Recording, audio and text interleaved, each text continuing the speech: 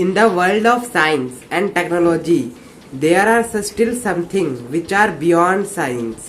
Phone और computer ये सब ऐसी चीजें हैं जिनके हमारे पास कोई साइंटिफिक एक्सप्लेनेशन है, बट हमारे इस दुनिया में ऐसे बहुत सारे चीजें हैं जिनका हमारे पास कोई भी साइंटिफिक एक्सप्लेनेशन नहीं है, जैसे कि बरमूदा ट्रायंगल और ड्रैगन्स ट्रायंगल।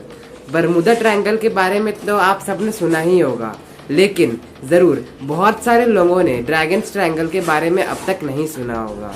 चलो let's explore Bermuda triangle and dragons triangle. Japan के पास ही बरमूदा ट्रायंगल जैसा ही एक ट्रायंगल है, और बरमूदा ट्रायंगल इस दुनिया के इस साइड है, और आप देख सकते हो कि ड्रैगन ट्रायंगल दुनिया के इस साइड है। क्या ये एक इत्तेफाक है? और ये माना जाता है कि इन दोनों जगह का कोई ना कोई रिलेशन है। ये कोई इत्तेफाक नहीं हो सकता, और हर बार यहाँ से एयरप्लेन और शिप्स का यहाँ से गायब होना भी कोई इत्तेफाक नहीं हो सकता है। एक बार हो तो घटना, 2 बार हो तो घटना, 3 बार हो तो घटना, पर हजारों बार हो तो यहाँ ऑब्वियसली कुछ ना कुछ है। और ये प्रॉब्लम यहाँ आज से ही नहीं बल्कि 1492 से ही क्रिस्टोफर कोलंबस ने कहा था कि यहाँ जब ये अपने शिप से आगे बढ़ रहे थे तो उन्हें इस क्षेत्र में बड़े अजीब से लाइट दिख रहे थे, और बिना हवा के लहर उठ सी दिखाई दे रही थी। उन्होंने ये भी कहा था कि उनका कंपास भी काम करना बंद कर दिया था, गलत डायरेक्शन दिखा रहा था। ये तो हो गई पुराने ज़माने की बात, लेकिन अगर हम नए टेक्नोलॉजी की बात करें तो फ्लाइट 19 5 दिसंबर 1945 को 14 मेंबर के साथ उड़ान भरा।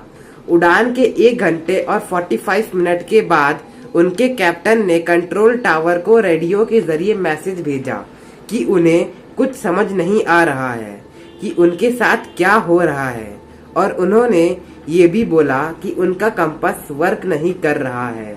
और उस दिन के बाद फ्लाइट 19 कभी नहीं पाया गया, ना ही समुंदर में ना ही समुंदर के नीचे। फिर शाम में एक और रिसर्च प्लेन को भेजा गया, 13 मेंबर के साथ उड़ान भरा। फिर 27 मिनट के बाद ये रिसर्च प्लेन भी गायब हो गया। किसी को नहीं पता कि ये प्लेन कहाँ गए। यूएसएस साइक्लोप्स की भी कहानी कुछ ऐसी ही है।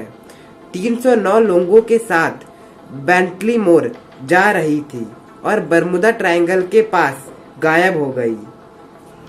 ये घटना अमेरिका के इतिहास के सबसे बड़े घटनाओं में से एक थी। चलो ये तो बात हो गया बरमूदा ट्रायंगल के बारे में। चलो अब हम बात करते हैं ड्रैगन्स ट्रायंगल के बारे में।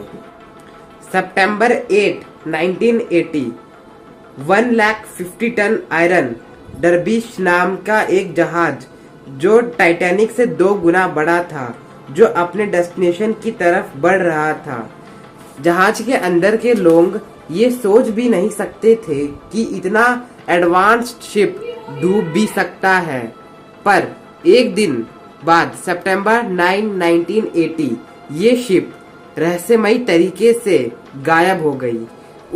उस समय की ब्रिटेन की सबसे बड़ी शिप थी, और कोई नहीं समझ पाया कि ये आखिर गायब कैसे हो गई।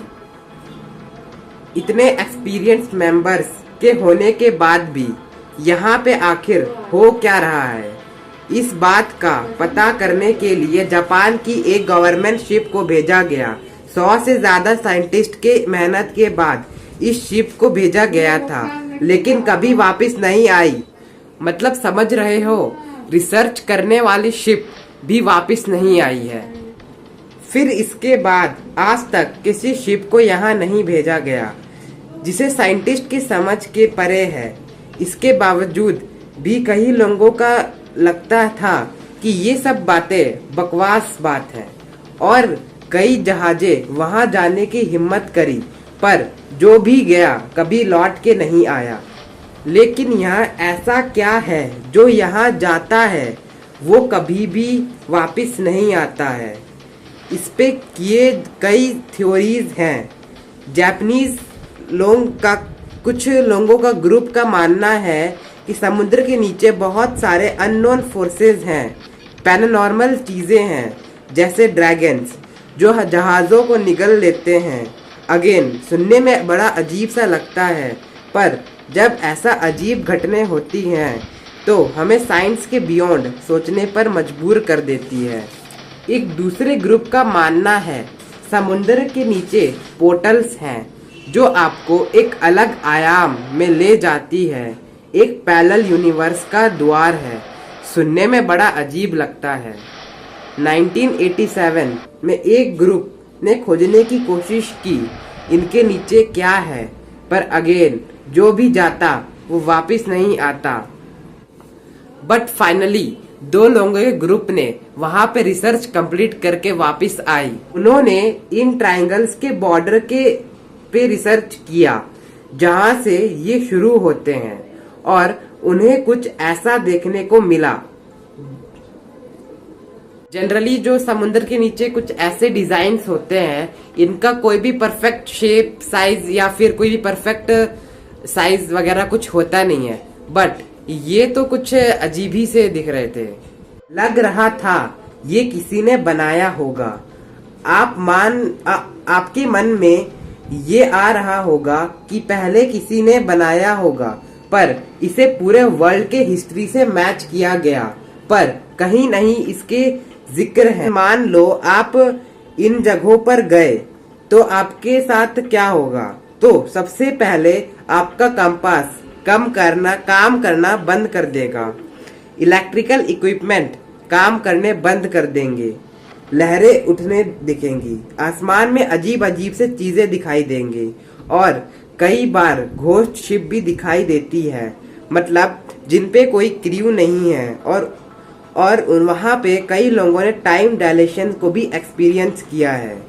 टाइम डायलेशन को मैंने अपने टाइम ट्रैवल वाले वीडियो में अच्छे से समझाया है, तो आप वहाँ से जाके समझ सकते हो। मतलब कि अगर आप ट्रैवल कर रहे हो, आप स्पीड में चल रहे हो, तो आपके लिए टाइम स्लो हो जाती है, या फिर आप किसी ब्लैक होल के पास से आते हो तो आपके लिए जो टाइम स्लो हो जाती है, हम उसी को टाइम डायलेशन कहते हैं। तो अगर फ्यूचर में इनके बारे में कोई भी खोज होती है तो मैं आपको वो जरूर बताऊंगा। और आपको ये वीडियो कैसी लगी आप मुझे नीचे कमेंट्स करके बता सकते हो, और इसी वीडियो को लाइक जरूर से कर देना। और साथ ही में अगर आप हमारे चैनल पे नए होगे तो सब्सक्राइब करके बेल आइकन को भी जरूर से सब्सक्राइब कर लेना। And thanks for watching this amazing video.